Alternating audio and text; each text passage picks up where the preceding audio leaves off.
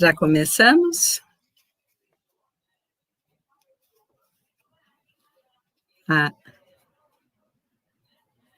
Boa tarde a todos, a todas, a todes. Eu sou a Ione Aparecida Xavier, estou como conselheira nesse 16º plenário do CRP São Paulo, e gostaria de dizer para vocês que estão todos muito bem-vindos para esta live, que pretende trazer de novo para o debate as questões da LGPD, não é? E o nome desta live é Proteção de Dados na Psicologia, Impactos Proteção de Dados na Psicologia e Inovação. E inovação na psicologia, né? Inovação e saúde mental. Desculpem a confusão, gente. Nós já tivemos uma live no mês de maio, e essa live foi para falar, né, dos impactos da LGBD com o nosso fazer, né, e a advogada Juliana já esteve com a gente, e agora nós vamos falar sobre a proteção de dados na psicologia, inovações e saúde mental. Nós trouxemos para cá, para falar, né, com vocês, duas intérpretes. Primeiro eu vou me audiodescrever. Eu sou, então, parda, tenho cabelo até o ombro, uso óculos, estou com uma blusa amarela e uma jaqueta de couro marrom por cima e um cachecol também azul, e atrás de mim temos livros, todos empilhados, um globo à minha direita aí, com flores, margaridas, e agora também apresento e quero agradecer a presença das intérpretes que estão aqui comigo, a Sheila, que está fazendo a leitura e a interpretação. A Sheila é parda também, tem cabelos até os ombros também, e está de preto, atrás dela tem uma parede cinza, né? Temos também a outra intérprete aqui, a Karen também é uma pessoa parda, está com os cabelos presos, e cabelo preto presos, tem também uma roupa preta, e atrás dela uma parede branca, né? Esqueci de dizer que a Sheila também está de roupa preta, viu, gente?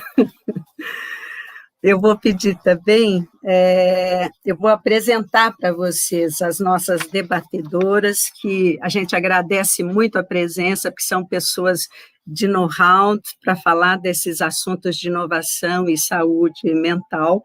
A professora doutora Karina Okajima Fukumitsu, ela é suicidologista, gestalt terapeuta, psicopedagoga, pós-doutoranda, e ela fez seu pós-doutorado e doutorado pela USP, e é mestre em psicologia clínica pela Michigan School of Professional Psychology dos Estados Unidos.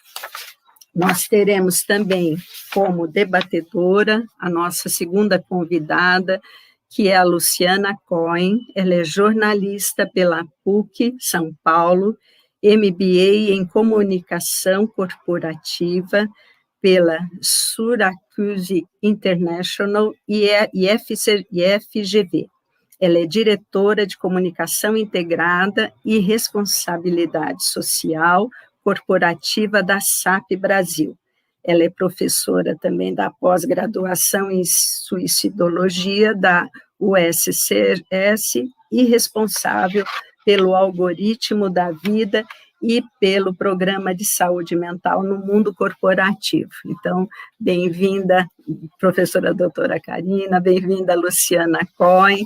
Vou deixar que vocês, então, em 10 minutos, façam a sua aí audiodescrição e apresentação cada uma, e bem-vindas para o nosso grande debate de hoje. Agradecer imensamente a possibilidade. Ione, você vai me descrever ou você quer que eu faça? Você pode se audiodescrever. Então, eu tenho a pele amarela, porque eu sou descendente de japoneses, eu tenho cabelo curtinho agora, né? Estou vestida de branco, a camisa é branca. Atrás de mim tem 2 prateleiras com livros acima e 2 vasos também aos meus lados, tá? Dos meus lados. Agradeço imensamente a possibilidade, também estou com um fone de ouvido, né? Para que vocês tenham a ideia que eu estou aqui muito feliz. E como é que eu posso fazer a descrição da felicidade, né? A oportunidade de falar sobre esse assunto, sobre proteção de dados, sobre inovações, principalmente vinculados à saúde mental, neste momento, inclusive de crise pandêmica, para mim é uma grande honra.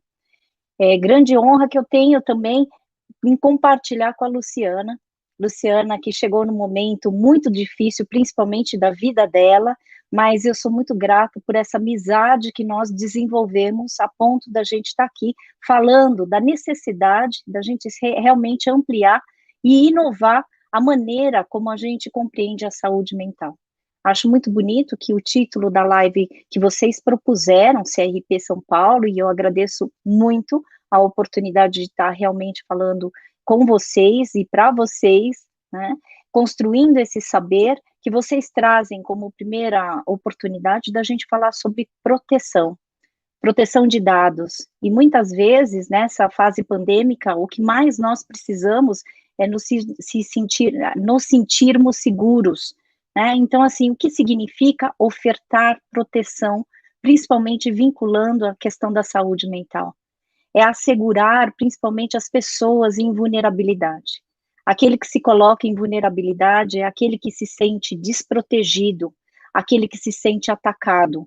Portanto, como é que a gente vai cuidar daquele que se sente desprotegido, principalmente em relação aos próprios dados pessoais, às próprias maneiras de se compreender no mundo, né? E como é que a gente pode realmente cuidar dessa proteção dos dados, né? Num mundo tão sem fronteiras, principalmente agora, neste momento em que a gente está trabalhando e houve uma certa mistura entre o lado profissional e o lado pessoal.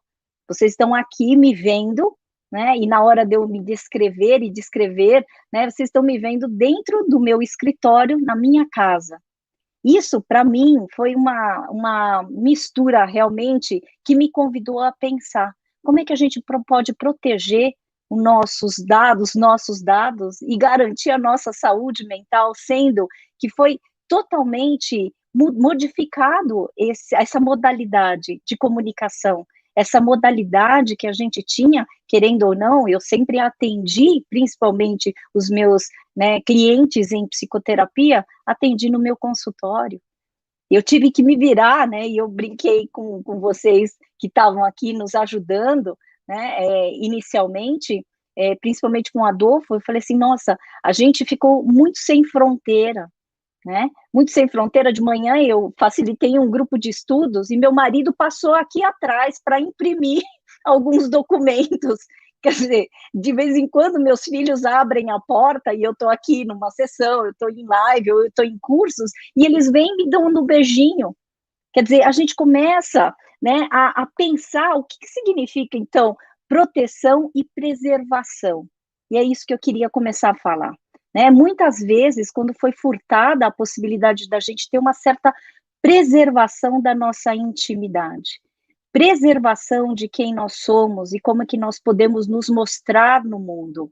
Isso também pode ser um prejuízo para a saúde mental, porque o que acontece no mundo virtual, nessa via de comunicação pela internet, que é por isso que nós estamos juntos aqui, né, a gente não tem assegurado a nossa intimidade. A gente não tem assegurada esta ideia de que nós temos um mundo próprio que a gente poderia preservar. E muitas vezes a gente vê casos, inclusive, de cyberbullying, né? Por quê? Porque esta fronteira, ela foi violada, ela foi, né, expandida ao extremo que hoje em dia eu não posso falar, não, você não pode ver, isso. E uma das coisas interessantes, porque o Adolfo falou assim, que contato que você quer passar? Né? E eu falei assim, olha, eu vou passar o meu Linktree, né? E aí eu falei assim, de repente é um jeito das pessoas me encontrarem. E você também estava nessa hora que a gente estava conversando, e aí ele falou assim, mas as pessoas vão te encontrar. Porque é isso.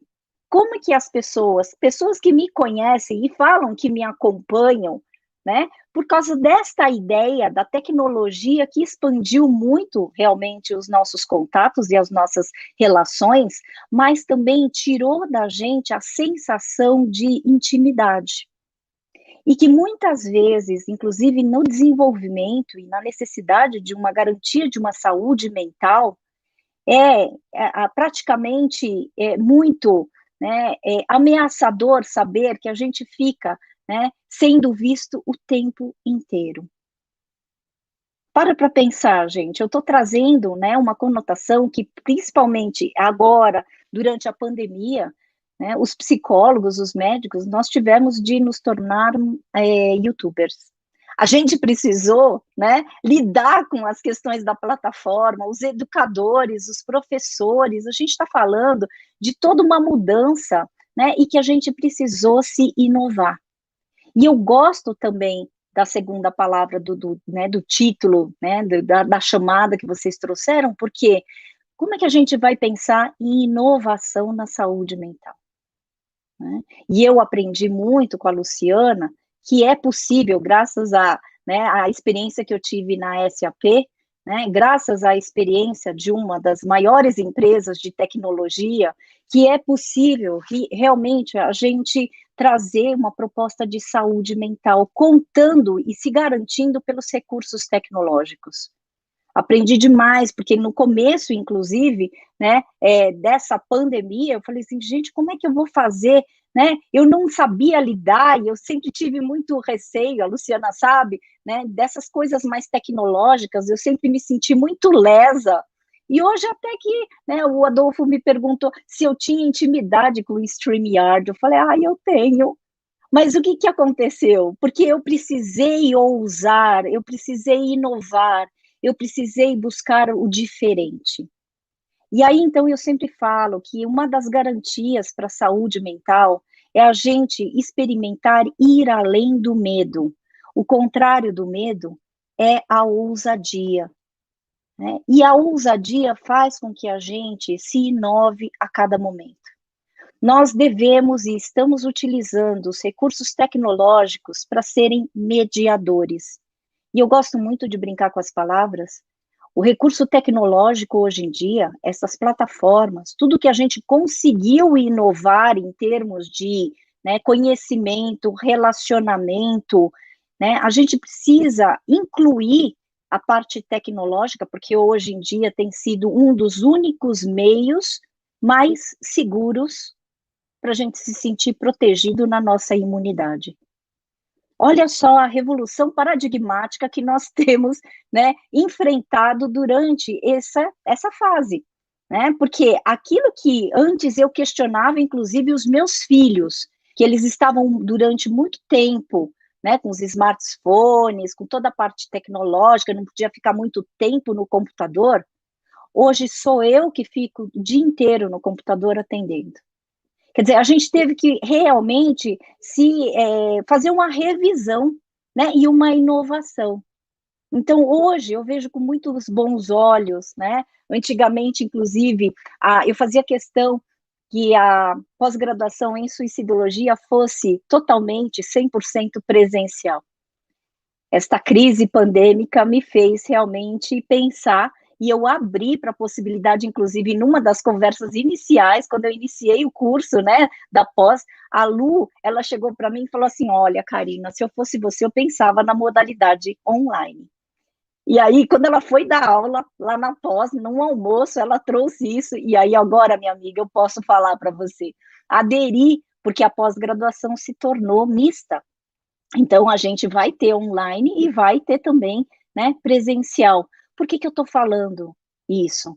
Porque eu estou ressaltando a necessidade da gente sempre experimentar situações diferentes, né? Poder se lançar para situações das quais a gente nunca imaginou, mas a gente pode experimentar, né, o diferente. E realmente essa fluidez é provavelmente a maior garantia que eu acredito, né, que nós podemos ter para a saúde mental. Então, vou finalizar minha fala, porque também eu tenho um tempinho para passar, então, a bola para a minha querida Luciana.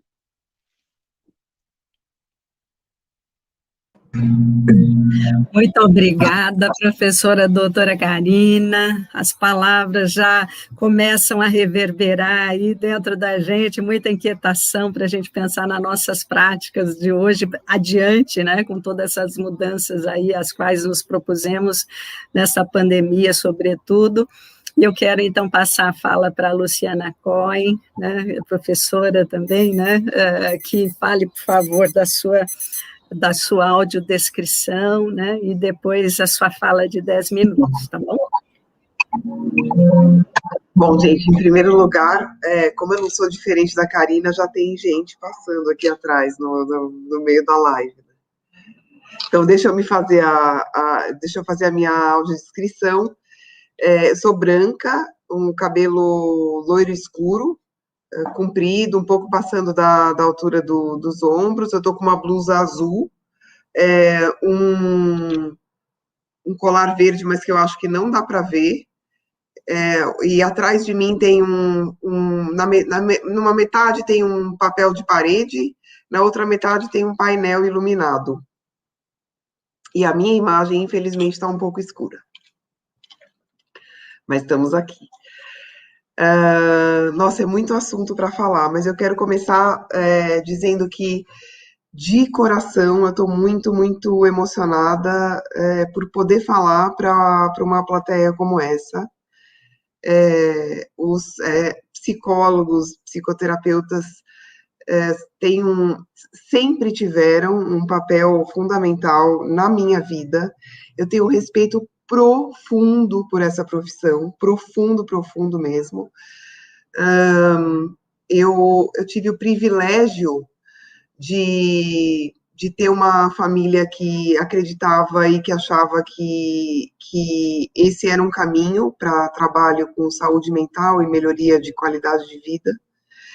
Então, eu conheci, eu vou aproveitar um segundo para fazer homenagem aqui a 4 profissionais que me ajudaram demais na minha vida. O primeiro foi, eu tive o privilégio, quando eu era adolescente, de ser uma cliente ou paciente do Isamitiba, que foi maravilhoso e que fez muita diferença. Depois, mais jovem, eu fui paciente ou cliente de uma psicóloga chamada Lídia Aratangi, que eu também amo de paixão. Eu tenho, acho que 6 ou 7 anos, uma psicóloga maravilhosa chamada Vera Arruda, que me ajudou demais em momentos, alguns momentos muito difíceis da minha vida, e a Karina, que a gente se conheceu no momento mais difícil, sem dúvida, da minha vida. Dificilmente eu vou ter outro desse tamanho, mas que também foi um anjo mesmo. Eu acho que isso é um trabalho bárbaro esse de vocês. Eu tenho profunda admiração por psicólogos, profunda admiração, queria dizer isso. E vamos lá. Eu acho que tem muito, muito assunto para falar em relação aos dados e em relação a LGPD e a mudança. E eu acho que na verdade, a lei, eu só vou começar dizendo que eu acho que essa lei ajuda em muitas áreas o tema da saúde mental, a começar por limitar o mundo corporativo, varejistas no geral, no que diz respeito a incentivar vendas e coisas assim. Então, acho que tem vários assuntos para serem falados nesse ponto. E eu gostei do que a Karina falou, que é trazer a questão de a gente olhar de uma outra forma, da gente entender como muda a privacidade, e que o pessoal e o profissional se misturam. Então, acho que a gente está num momento de muita mudança. Mas eu queria trazer um projeto, que é um projeto que nasceu antes dessa pandemia, e eu vou contar um pouco dos resultados dele, mas que ele realmente ele se provou ser muito útil, inclusive dentro dessa pandemia, que é o algoritmo da vida. O que eu vou pedir agora é para a produção passar um vídeo, que é um vídeo que dá um resumo do que é o projeto, e depois eu explico de novo o que é, e a gente conversa um pouco sobre a questão dos dados dentro desse projeto, porque essa questão dos dados, só antes da produção colocar o play aí, a questão dos dados nesse projeto é uma questão que começou no início do projeto e não acaba. É muito delicado esse tema, em se tratando, inclusive, de situações graves que com as quais o projeto trabalha. Então, é uma questão contínua aí. Mas podemos rodar o vídeo?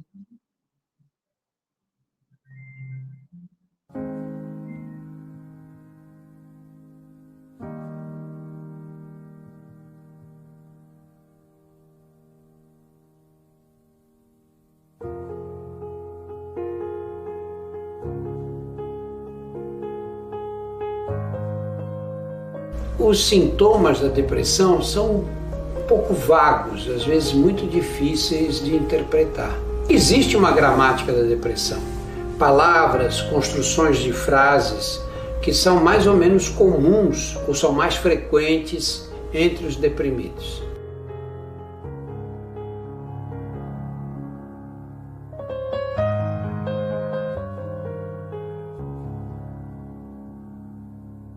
O algoritmo da vida rastreia os posts públicos do Twitter em busca da gramática da depressão. É através da recorrência, da frequência e até da força das expressões que é possível identificar a propensão à depressão e em que estágio cada uma das pessoas pode se encontrar.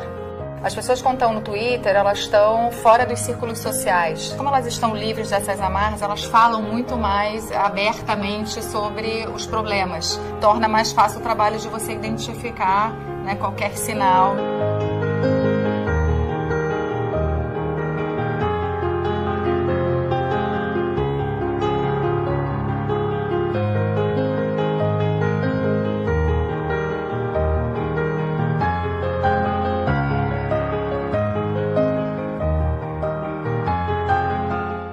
Vamos falar agora de saúde mental. Algoritmo da vida. Desde janeiro, quando o sistema foi ativado, 34 milhões de mensagens foram analisadas. 500 mil tinham potencial depressivo e 1.320 eram muito preocupantes. A gente abraçar o algoritmo da vida, que através de algoritmos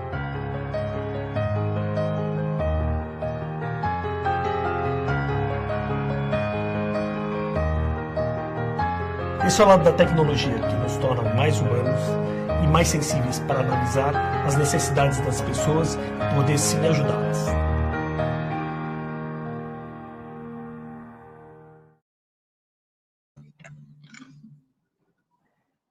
Então, eu vou fazer uma pequena descrição do vídeo. Ele é um vídeo que traz o depoimento de algumas pessoas envolvidas nesse projeto. Então, em primeiro lugar, traz um depoimento do médico Drauzio Varela. Em seguida, os depoimentos da presidente da SAP, depois da presidente da Twitter, depois do presidente da AWS, que é a Amazon Web Services, é a Amazon que a gente conhece, serviços de nuvem, computação em nuvem.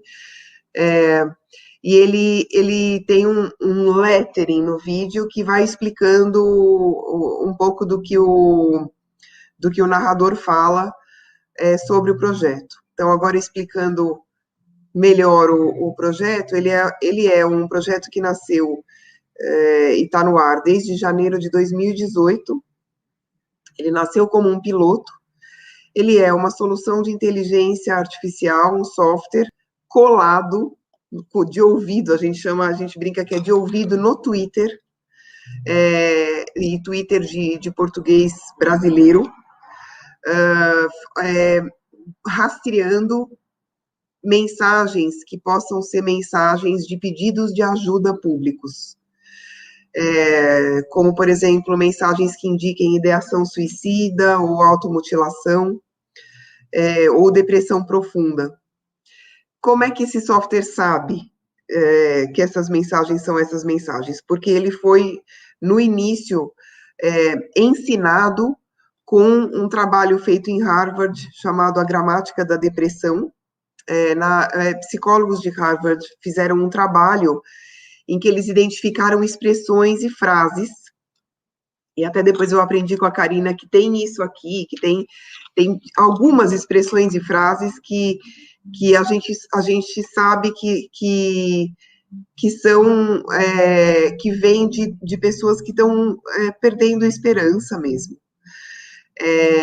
E aí ele foi ensinado dessa forma, ele traz, então ele busca o que ele acha que tweets que as pessoas estejam falando, ele traz para um painel, e nesse painel tem pessoas mesmo, que olham, identificam falsos positivos, ou seja, erros, ou erros do algoritmo, e cada vez ele erra menos, porque ele vai sendo ensinado, ou então coisas que sejam brincadeiras, sarcasmos, etc., e aí, o que é feito com essa informação? Uma vez que esses moderadores, que são as pessoas que estão por trás do painel, identificam que aquela pessoa está publicamente pedindo ajuda, ela faz hoje 3 ações. Uma é oferecer a possibilidade da pessoa entrar em contato com o CVV. A outra em uma parceria com a startup de psicologia Vitude, a pessoa tem um link em que ela pode entrar, e ali são oferecidas 6 sessões sociais de psicologia, e que ela pode decidir fazer, oferecida pelos psicólogos que estão na plataforma Vitude, ou, porque ela pode usar tudo isso, podem entrar numa trilha de conteúdo para a saúde mental, criada pela startup SoulMe, da Mariana Ferrão, com o apoio da Karina, que está aqui. Que é uma trilha que foi feita especificamente para o algoritmo, com todo o cuidado que uma situação de crise como essa pode gerar. Então, o algoritmo funciona desde janeiro de 2018. Naquela época, ele encaminhava para o CVV, sugeria, né, o CVV, todo mundo aqui sabe, não é de profissionais de saúde, e também nem vai em busca das pessoas. As pessoas têm que ir, mas a sugeria foi o que foi conseguido na época. E aí, esse projeto estava previsto para ficar no ar por 5 meses e depois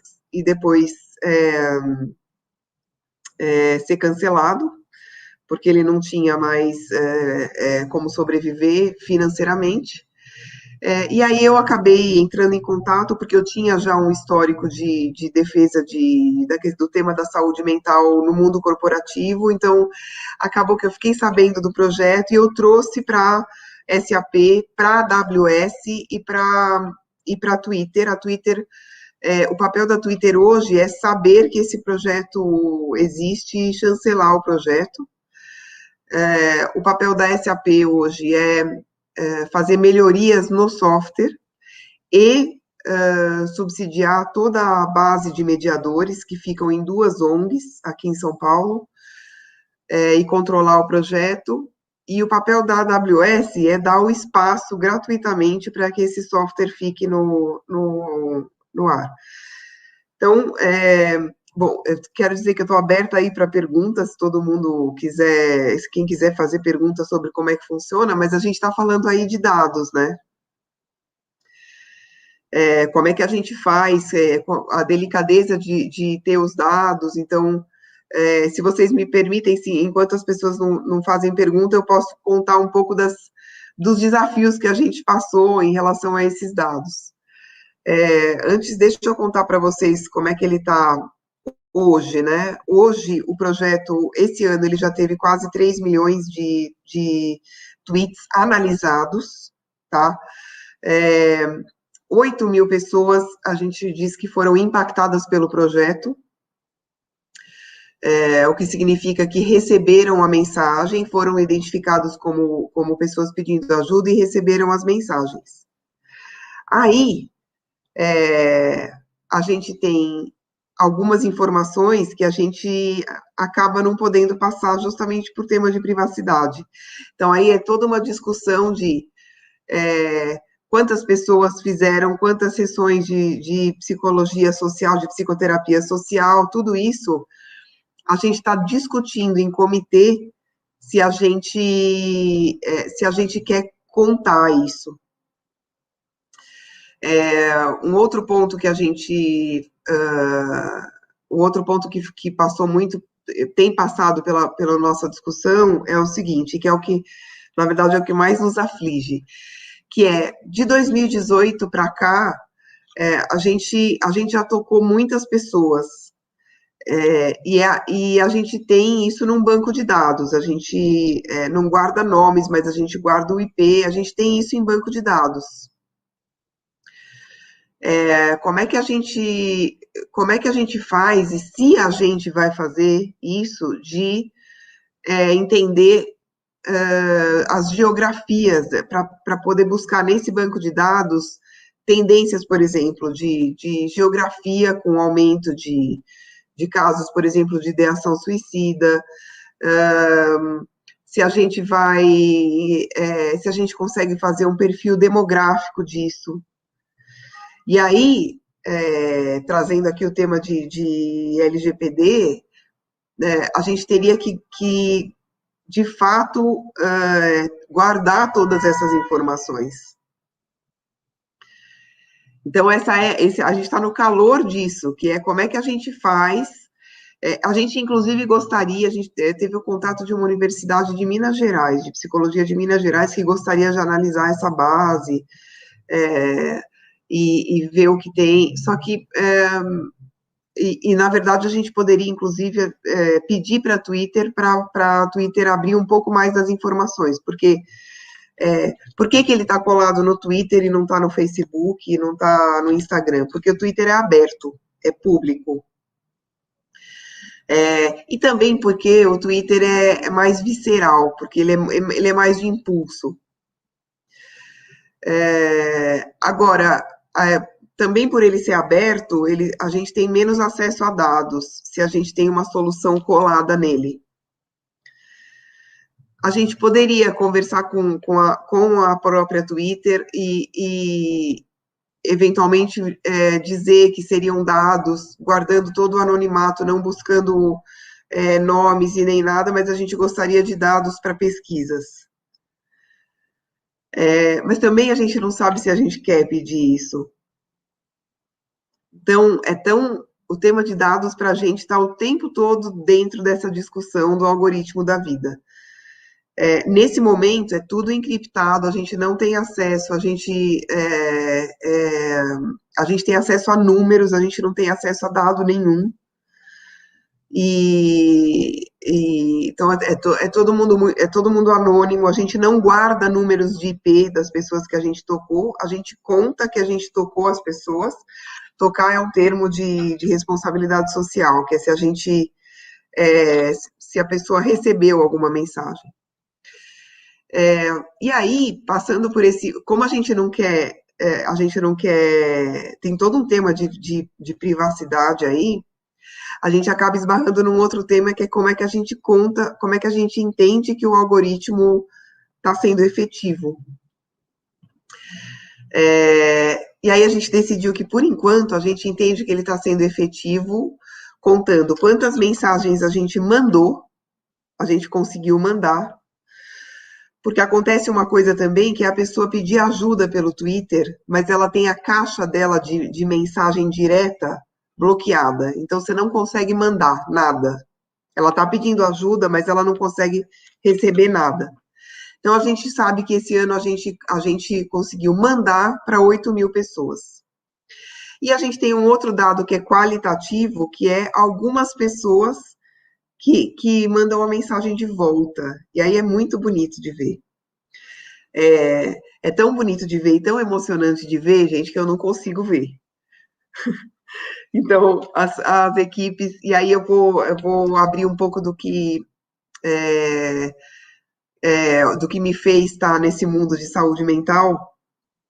Eu sou uma sobrevivente, eu perdi um filho, meu filho mais velho, por suicídio.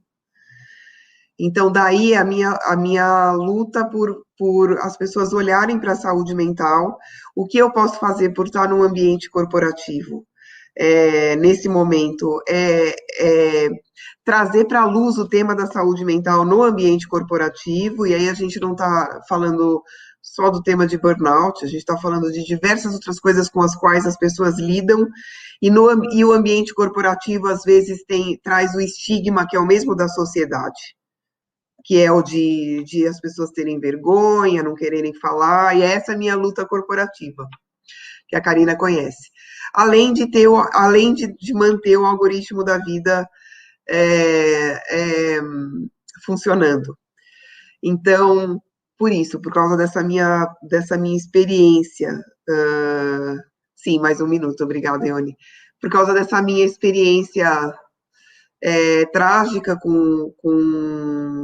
de vida que eu tive, eu não consigo ver as mensagens que o algoritmo da vida traz, mas são todas mensagens de muita esperança, de muito agradecimento. Não são muitas, né? De 8.000, a gente deve estar entre 100 e 200 pessoas, 8.000 recebem, mas tem pessoas entre 100 e 200 que mandam de volta.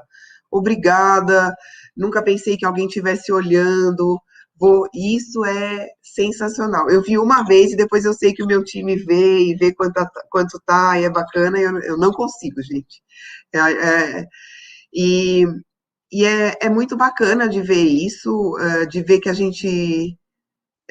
tem uma coisa que os criadores do algoritmo, são o Rafael, os dois trabalham na Agência África, tá? O Rafael Van de Stade e o Fábio Palma. Eles dizem assim, se a gente com o algoritmo conseguiu salvar uma vida, eu sei que a pretensão fala de salvar, que não é isso, mas se a gente conseguiu ajudar, a Karina me ensinou, se a gente conseguiu, não sei, fazer alguém mudar de ideia, ou melhorar um pouco, ou fazer a pessoa entender que ela não está sozinha, uma só já está bom. E eu tenho certeza que a gente já fez várias, então, se depender de mim, esse projeto continua no ar e só melhora. Obrigada, Lu. Muito obrigada por essa sua fala inicial e doutora Karina também. Eu tenho certeza que as pessoas que estão nos assistindo nesse momento, que são mais de 75 já visualizações, estão aqui se perguntando para onde vamos, né? Em termos de atendimento, de mudança de visão, né, das nossas subjetividades, inclusive, né, e das intimidades, né, quando a doutora Karina fala aí que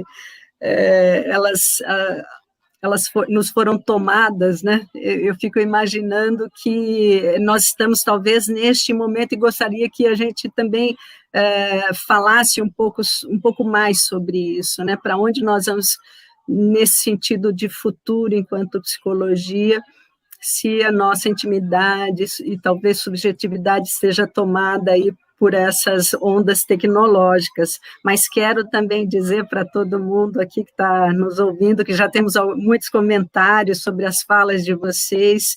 Veio um comentário do Espaço Diálogos de Vinhedo, dizendo: expandiu nossos contatos, mas, ao mesmo tempo, nossa exposição. Em alguns momentos, algumas pessoas, por não estarem de forma presencial, extrapolam ao se colocar ao outro de forma expressiva ou intrusiva.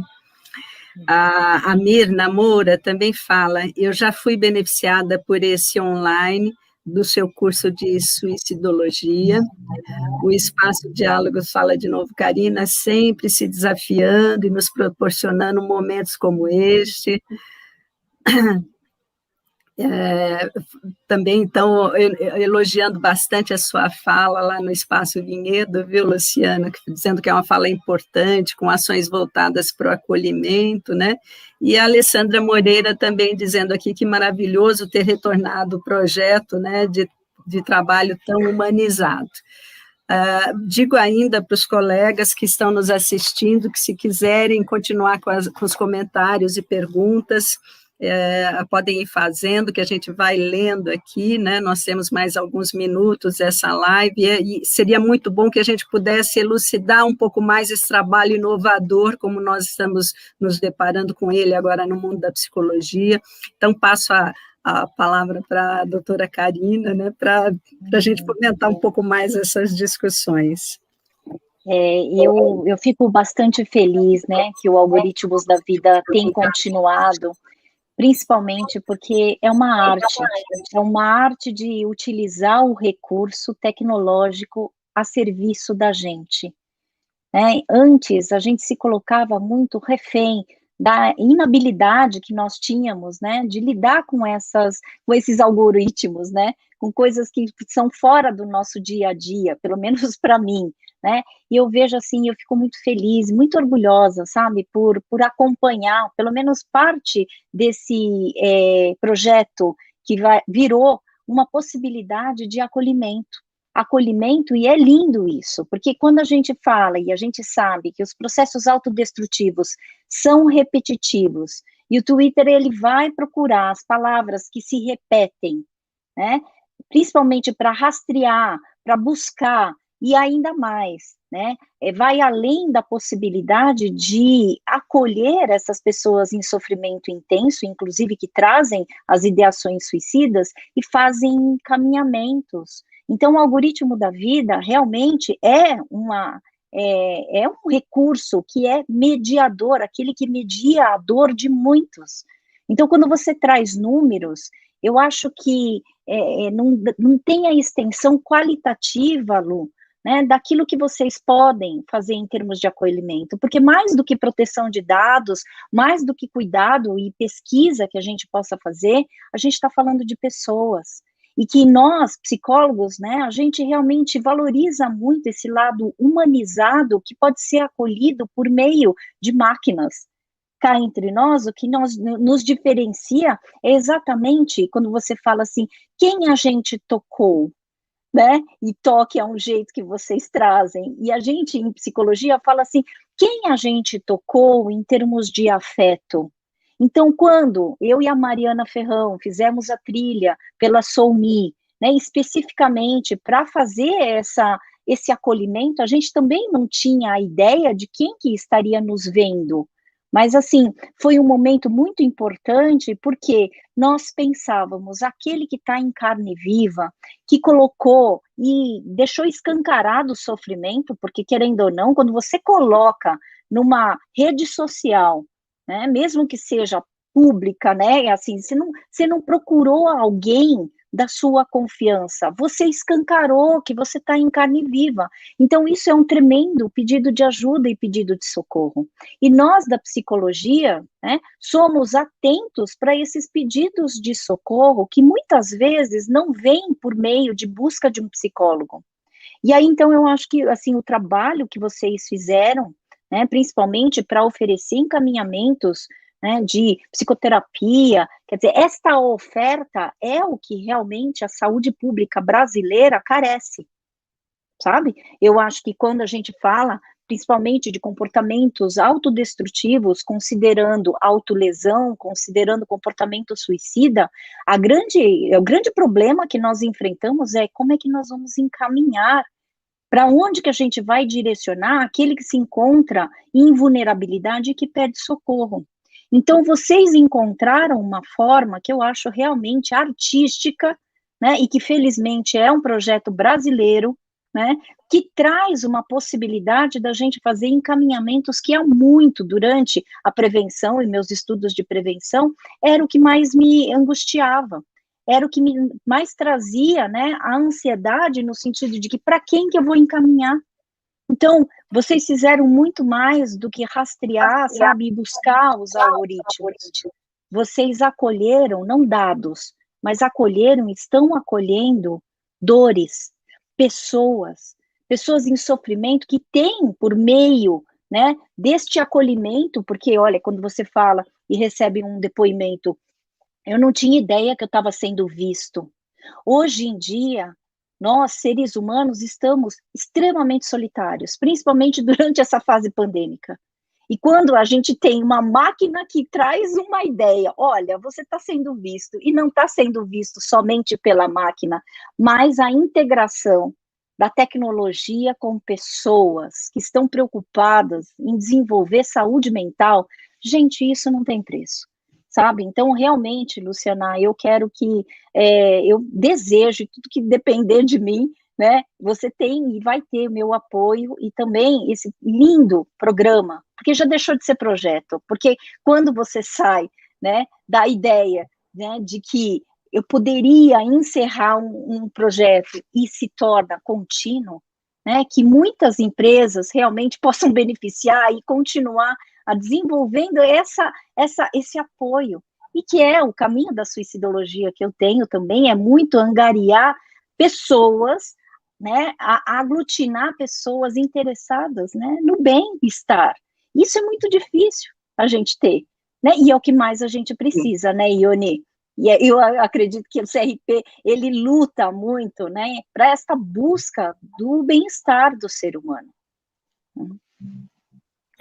Nós, inclusive, viu, professora Karina, Luciana e ouvintes também, nós temos essa preocupação enquanto conselho, estamos junto ao CREPOP também lançando aí uma referência técnica sobre suicídio, ela está em consulta pública, né, e entendemos esse tema como extrema importância nesse momento, né, momento em que as pessoas estão muito isoladas, né, e com essas fronteiras que a doutora Karina trouxe, também muito expostas ao mesmo tempo, né.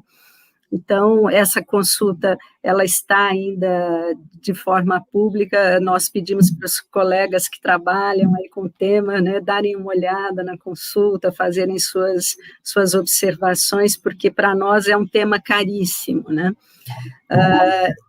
Recebemos também um recado aqui de um dos colegas que nos ouvem, dizendo que é psicólogo, é o Tiago Pardo, dizendo, sou psicólogo, desempregado e acabei trabalhando com marketing digital. O poder dos algoritmos é avassalador e pode ser muito útil se utilizado para o bem, né?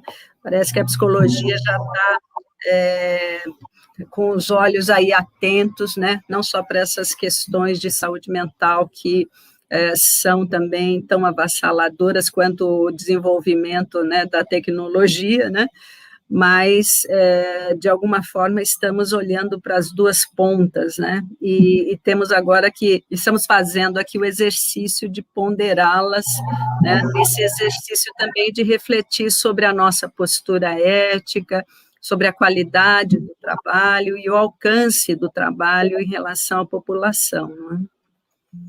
Ione, posso fazer um comentário que eu acho que esse mundo, vocês estão me ouvindo direitinho? Tá. Esse mundo dos psicólogos é um mundo muito, muito, essencialmente humano, né? Inclusive até pouco tempo atrás, só presencial, enfim. Eu venho de um outro mundo, que é esse mundo de tecnologia.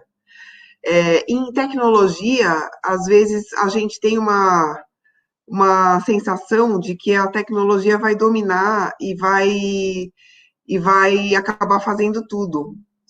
E o algoritmo é a prova de que um não vai sem o outro. Então, claro que é super importante, é bacana você ter um algoritmo que possa escalar, ele atinge mais. Mas, e até no comentário, Tiago, acho que era o nome dele, que é de falar do que dá para ser feito em marketing digital, é muita coisa mesmo. Mas sem o humano, sem esse, é a junção das duas coisas que vai fazer a gente ir para frente.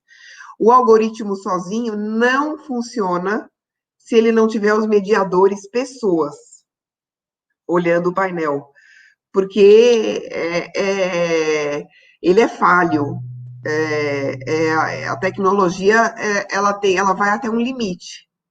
E em situações super emergenciais e de crise, como essa que a gente está falando do tema de suicídio e depressão profunda, precisa dos dois. Essa que é a grande beleza do que a gente vai chegar.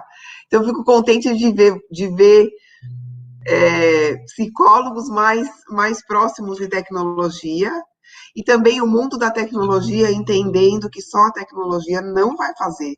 São os dois.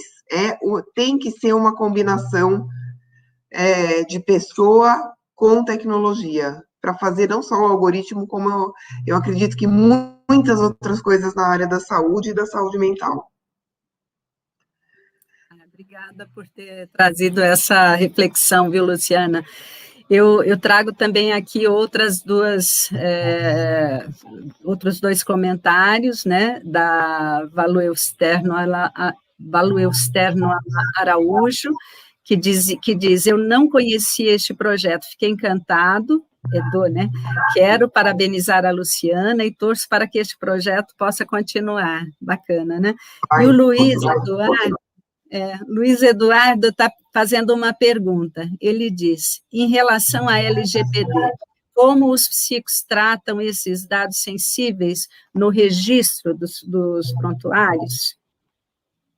Nós temos também a Mirna Moura, dizendo: a psicologia precisa trazer mais alcance à psicologia com tantas pessoas necessitadas, principalmente pacientes com comportamentos suicidas. Por vezes, uma palavra, uma conversa de acolhimento, né? Então, deixo vocês aí com essas manifestações. Acho que a pergunta do Luiz, né? Eu gosto de pensar que a gente precisa ter um certo critério, né? E quando a gente fala em proteção de dados, principalmente quando a gente lida com situações de vulnerabilidade humana, né? Essa existência que se encontra em vulnerabilidade merece, né, realmente um certo sigilo. Mas o que é um sigilo? A ponto de você permitir que a pessoa sofra solitariamente? Não. Então, a gente tem, inclusive, né, um respaldo do CRP e do CFP, que em situações de ideações suicidas, de comportamento suicida, cabe ao psicólogo trazer e buscar ajuda. E é necessário que a gente possa entender que, principalmente nas questões do suicídio, a gente não consegue trabalhar solitariamente. A gente não pode, como profissional, achar que a gente vai dar conta de tudo. Então, a gente sempre precisa buscar, né, auxílio que realmente forme uma rede de apoio. Nós temos, né, algumas formas de falar que é assim: como é que você vai cada vez mais ampliar as redes de apoio? E rede é uma rede, eu adoro esta palavra, porque a rede é a possibilidade, inclusive, para quando você quiser se descansar concretamente. O que é uma rede? É aquela que você pode descansar, é aquela que você pode, por exemplo, uma rede de peixes, você pode pescar, né? Isso quer dizer que juntos a gente consegue muito mais coisas. E aí, então, quando a gente fala de proteção de dados, qual é, e é isso que a gente precisa questionar, qual tipo de proteção que você quer ofertar para a pessoa, né? Principalmente em situação de emergência. Uma das coisas mais interessantes que aconteceu, principalmente durante a pandemia, antes a gente não podia atender nenhum cliente ou paciente em estado grave, né, por internet. A gente precisou se inovar, quer maior inovação do que isso, até para situações emergenciais, até para atendimentos, a gente também, hoje em dia, a gente pode prestar esse tipo de atendimento online, até porque a gente também precisou se assegurar, né, da nossa imunidade. As vacinas ainda não chegaram para todos, né, principalmente para os profissionais da saúde. Isso quer dizer que também a gente, né, estava muito vulnerável. Então, o que é saúde? Essa flexibilidade da gente se adequar a todo momento, gente. E o adoecimento é essa rigidez que a gente tem, né, de tentar seguir alguns padrões que já não nos servem mais. Inclusive, eu vi muitos posicionamentos do CRP, do CFP, que eu acho isso é muito bacana, porque em alguns posicionamentos a gente precisou revisar, né, as posturas e as condutas de nós psicólogos. E isso é necessário. Né? Quer inovação maior do que a gente poder fazer atendimentos online? Né? Precisamos, como diz a doutora Karina, precisamos inovar, né? Não adianta, a vida está seguindo adiante, a tecnologia também avançando, e nós, da psicologia, precisamos encontrar respostas. O colega Luiz perguntou também sobre os dados, Luiz. Nós tivemos a primeira live do CRP, foi o tema LGPD, o que a psicologia precisa saber. Se você não assistiu essa live, a gente te anima a assistir, porque está lá no YouTube, né? Essa live ela vai explicar tudo sobre esses dados, sobre a guarda, prontuários, enfim. A doutora Juliana explicou bastante, foi muito elucidativo, e como nós ainda não tínhamos nos deparado com essa realidade, a lei já está aí, né, em vigor, então a gente precisa se inteirar, e esta é a intenção desta live hoje, né? Eu vou pedir depois para o nosso colaborador Adolfo, se der para colocar aí, viu, Adolfo, o link para o Luiz e outras pessoas que quiserem ver a live que já aconteceu no dia 27, né, de maio, que eles possam, então, entrar em contato, né? Ele vai colocar, ótimo, e é importante que a gente também vá tomando ciência de quais são os limites, né, da psicologia e de quais são as possibilidades, né? Me parece, pelo que a professora e a Luciana trazem na fala, me parece que trabalhar com o algoritmo é também uma nova visão, né, para a psicologia. Quando há muito pouco tempo, menos de 2 anos, a gente nem pensava nesta possibilidade, né? Para muitos psicólogos, psicólogas que estão nos ouvindo agora, né, que precisaram, de fato, fazer essa inversão brutal de valores, talvez essa questão seja ainda muito obscura, né? O que é isso ainda de algoritmo? Vamos lidar só com os números, não precisa dos dados, né? Parece que vocês estão usando uma plataforma que, de fato, não precisa dos dados, mas ela é uma mediadora para que a própria pessoa busque ajuda, se sinta motivada, né? E como a gente ouviu um dos palestrantes, acho que é do Amazon, dizendo, né, como utilizar a ferramenta em prol da população, da grande massa, né, da população. Talvez esse seja um recurso, né, para uma dessas respostas, como a doutora Karina bem disse. Eu não sei se eu estou indo pelo caminho certo, mas eu estou tentando também refletir como as psicólogas que estão aí entrando nessa onda de inovação tecnológica. É isso mesmo, doutora Karina? É isso mesmo, Ione, né? Eu acho muito bacana quando a gente vai no flow, né? Eu acho que assim, a inovação e a saúde existencial, ela vai acontecendo quando a gente para de ficar brigando contra a situação que não é possível. E aí a gente consegue conduzir, e essas inovações, elas são importantes, porque a gente se abre, né? Você trouxe uma fala, um pouco tempo atrás, assim, como é que a gente vai lidar com o futuro? O futuro só vai acontecer se a gente lidar bem com o nosso aqui e agora, com o nosso presente. E o nosso presente, ele tem acontecido com essas inovações. Assim, não é fácil para ninguém estar nessa situação. E olha, eu fiquei pensando quanto às vezes a dor, ela realmente faz com que a gente seja obrigado, né, a mudar de rota. E o que nós fizemos? Todos nós mudamos de rota. Né? Aquela pessoa que eu era, quem você era, Luciana, quem você era, Ione, quem você era, Sheila, né? Não é mais a mesma. E ainda bem, porque a gente vai precisar se desvelar como ser em potencial. E o potencial da gente, que muitas vezes a gente subestimou, que a gente não conseguiria suportar essa dificuldade. Pronto, mais de um ano, né, e alguns meses suportando e se inovando o tempo inteiro. Então, saúde existencial é exatamente isso. Essa capacidade da gente lidar com as situações novas. Não são agora os adolescentes que precisam se adequar, né? Não são os adolescentes que precisam se adequar mais ao nosso mundo. Somos nós, que a gente está no mundo deles. Para pensar. O que eu recebi muita aprendizagem dos meus filhos. Eles falavam no começo, mãe, você não sabe mexer no Instagram? Eu falei, não sei. Agora eu sei. Mas o que fez com que eu soubesse? A dor. A dor de ficar na sensação de impotência. E todos nós, não fui só eu, todos nós conseguimos driblar estas dificuldades e a crise. E quando eu falo crise, é essa capacidade que né, reflexo de uma saúde. Tá? Uhum.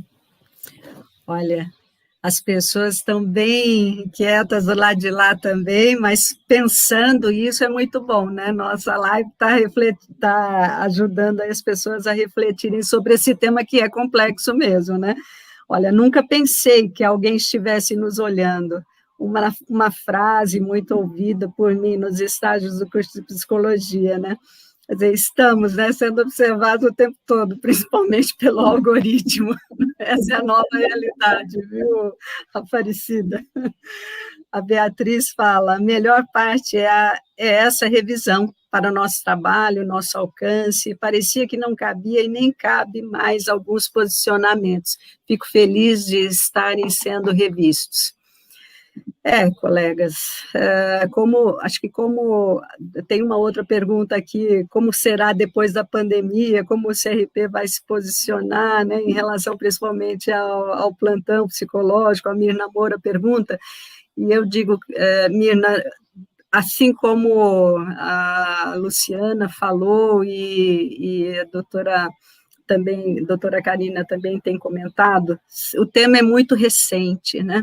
E nós estamos buscando respostas, né, para algumas questões que ainda não têm respostas. É bom que a gente pare para refletir sobre essas questões, né? Assim a gente vai também, enquanto conselho, porque o nosso papel não é dizer, olha, pode ou não pode, né? Nós estamos aqui para orientar, mas para ajudar nas fiscalizações, nas resoluções também, né? A nossa autarquia tem limites, né? Mas nós podemos propiciar momentos como este, como essa live, para problematizar, né, e mudar essas tendências, velhas tendências, tentando acompanhar as novas, né? A gente não vai realmente sair dessa live da mesma forma que entramos, nós vamos sair um pouco diferentes, né? Eu não sei se as colegas ainda querem fazer mais algum posicionamento em frente ao que foi colocado. Eu só queria falar, primeiro, que eu agradeço muito a possibilidade de estar com vocês e que a gente só vai ter transformação, ir além. O prefixo trans significa ir além da nossa formação, ir além daquilo que a gente formou como ação conhecida. A gente só vai poder transformar o nosso sofrimento, a nossa vida, a partir do momento em que a gente se der a oportunidade de inovar. Né? E a gente precisa estar aberto para as grandes, né, artes que nos aparecem. Hoje eu tenho certeza, a tecnologia está a nosso serviço, não a gente que precisa ficar, né, correndo atrás. As coisas acontecem e acontecem lindamente, como algoritmos da vida está nos ensinando. Então, assim, só tem que agradecer, né, a oportunidade de eu estar com vocês, CRP, né, e assim, para mim realmente é uma honra estar com vocês. E agradecer Luciana.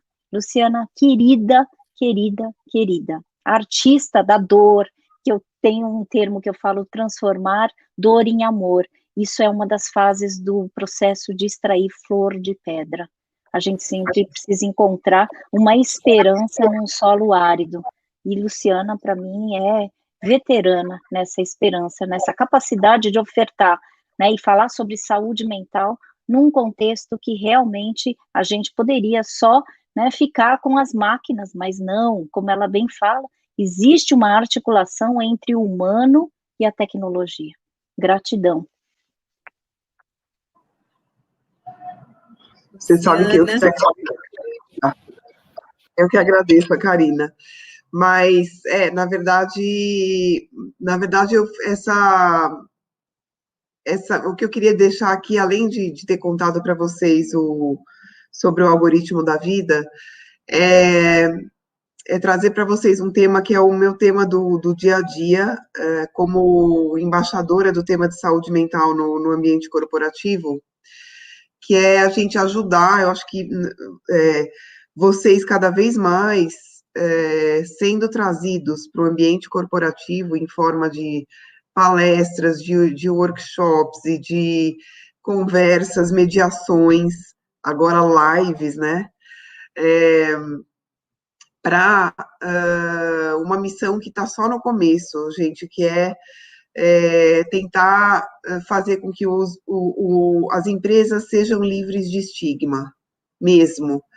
Porque ainda tem muita gente nas empresas, no mercado corporativo, que não está à vontade para falar, não está sequer à vontade para falar que precisa sair de uma reunião porque tem terapia.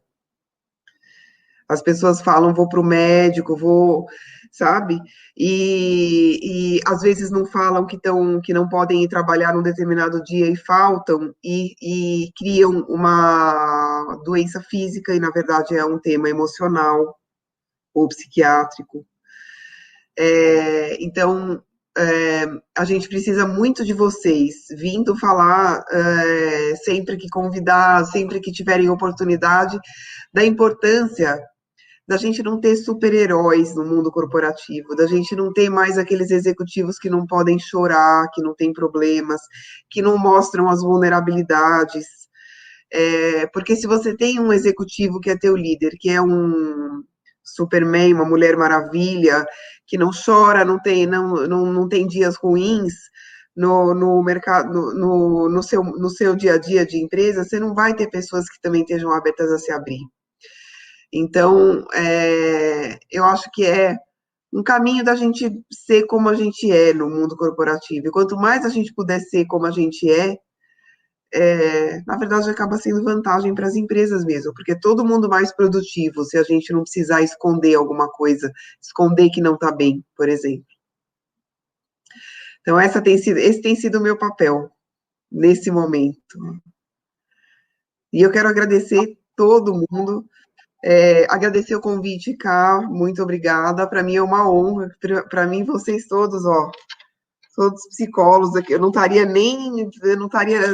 dando esse sorriso e conversando com vocês se não fossem psicólogos na minha vida.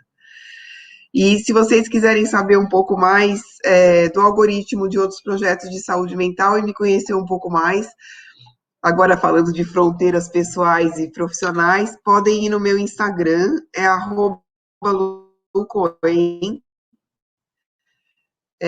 Vou adorar ter vocês lá e vocês vão conhecer um pouquinho mais do que eu faço no dia a dia. Luciana, não sei se foi só para mim que falhou quando você disse o endereço, você poderia repetir? Repito, @lucoen. E aí, tá aí o endereço, a Karina já escreveu, @lucoen. Todo mundo me conhece. Com certeza as colegas vão querer acessar o seu blog, o seu Instagram aí para se inteirar um pouco mais dessa nova realidade, né? Gente, nós já estamos na finalização da nossa live, que foi muito, muito produtiva. Primeiro, eu quero agradecer a participação da Sheila e da Karen, que nos ajudaram aí com a tradução, né, em Libras. Agradecer também a equipe que nos ajudou a produzir essa live através, né, do Adolfo, que está aí por trás das câmeras, aí nos ajudando, e obrigada, Conselho. As pessoas também estão muito felizes aqui, dizendo que gostaram bastante, agradecendo o Conselho Regional de Psicologia pela live, né?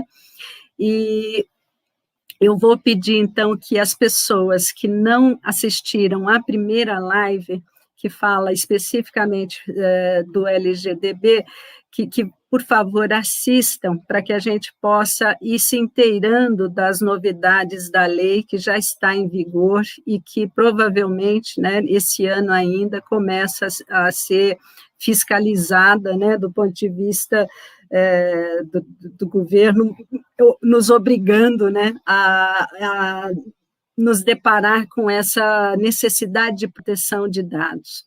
E a nossa live de hoje, com certeza, também fica nas nossas redes sociais, no YouTube, então vocês estão convidadíssimos a assistir novamente, divulgar esse tipo de trabalho que é inovador, que a doutora Karina Okajima Fukumitsu realiza, né, de uma forma inovadoríssima para a psicologia, com a ajuda aí da Luciana Cohen.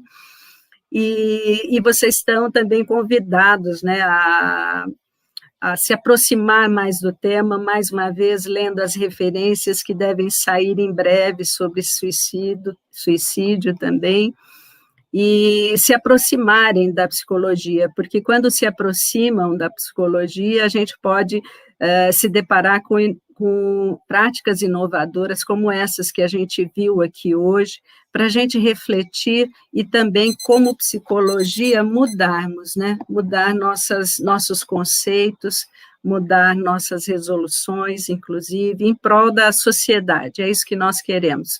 Profissionais que tenham a sua prática psicológica com qualidade técnica, ética, né, com compromisso social.